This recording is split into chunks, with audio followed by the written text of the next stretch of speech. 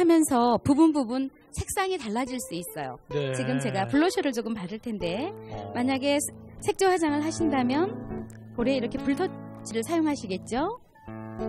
그럼 김이나 잡티는 여러 곳에 분포되어 있는데 볼터치가 발라진 부위에 있는 잡티와 그렇지 않고 그냥 피부 위에 있는 잡티하고는 색상이 다른데 한 가지 톤의 그 컨실러를 가지고는 이걸 딱 맞추기가 어렵죠. 그렇죠. 그래서 부분마다 다른 색상의 컨실러를 다시 활용하셔야지 되는 거예요. 아, 그럼 자연스럽게 되겠군요. 네, 그래서 이렇게 이러니 여자들이 돈이 컨실러는 많이 들어가. 이런 고체형을 사용하시는 게 좋습니다. 그래서 몇 여기 가지예요, 몇 가지 이게? 색깔이 나와 있네요. 네. 대체로 두 가지 색상을 가지고 이렇게 섞어서 부분마다 맞는 색상을 표현하시는 게 좋은데요. 자, 한번 보여드리도록 할게요. 이런 건 네. 자기에 맞는 거 한 번만 배워놓으면 되겠네요. 그렇죠. 예. 이렇게 조금 다크스팟이 굉장히 심한 곳은 너무 밝은 색으로 하면 커버가 안 되니까 조금 어두운 색상에 붉지 않은 옐로우 톤이라고 하죠. 베이지 색상 같은 보세요.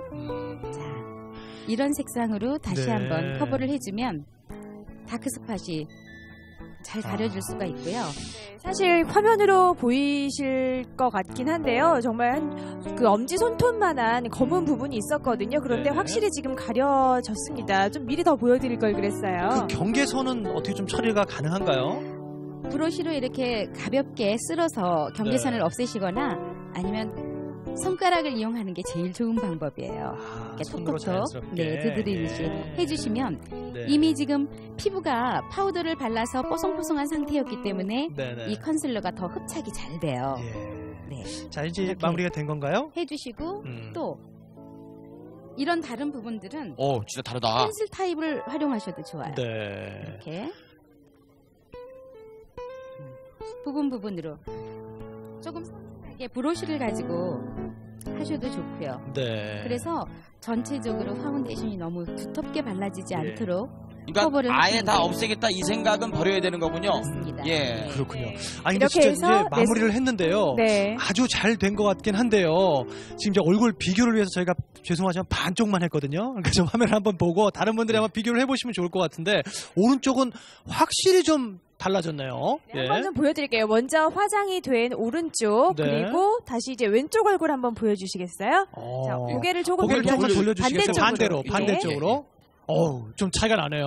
예, 한번 아이고. 봐주세요. 네, 예, 이렇게. 근데 끝난 다음에 꼭 나머지 반도 해주셔야 될 것 같아요. 이대로 나가실 수는 없잖아요. 네, 물론 예. 그렇게 해드려야죠. 자, 이렇게 하시면 기미 예. 잡티를 잘 가릴 수 있는 화장도 하실 수 있겠네요. 네, 자리해 주시기 바랍니다. 수고하셨습니다. 네, 아이고. 이렇게 해서 사실 네. 평소에 우리가 모든 이런 뭐 컨실러라던가 화장품을 다 사용해서 화장을 할 수 없지만 중요한 날에는 오늘 배운 화장법을 좀 이용해 보시면 좋을 것 같아요. 그렇습니다. 예. 그러면 뭐 힘들어서 뭐 전문적으로 미용실 가서 받으실 필요 없이 집에서도 잘 가리실 수가 있겠네요. 네, 이제 계속해서 다음 봄철 피부 고민 해결해 보겠습니다. 세 번째 고민인데요. 자, 세 번째 공개하겠습니다. 세 번째는요. 메마르고 거칠하다. 아, 맞다. 각질. 네. 각질. 그렇죠. 근데 얼굴에 각질이 있으면 좀 문제가 생기나요? 필요한 거 아닌가요? 네, 그 피부는 그 제일 바깥층 이제 표피층이라고 하는 그 부분이 있는데요. 그게 표피층에도 제일 아래부터 이제 기저층, 그다음에 유극층이라 해서 이제 각질세포층, 그 유극층이 있고 그 위에 이제 그 색소를 나타내는 과립층이 있고 제일 바깥층이 이제 각질층이라는 것이 있는데요. 이 각질층이 어떻게 구성이 되어 있냐면 우리가 그 벽돌을 쌓을 때처럼 네. 벽돌 하나하나가 세포라고 생각하시면 돼요. 예. 벽돌 사이사이에 우리가 거기 이제 시멘트를 발라가지고 벽돌을 이렇게 차곡차곡 올리잖아요. 예.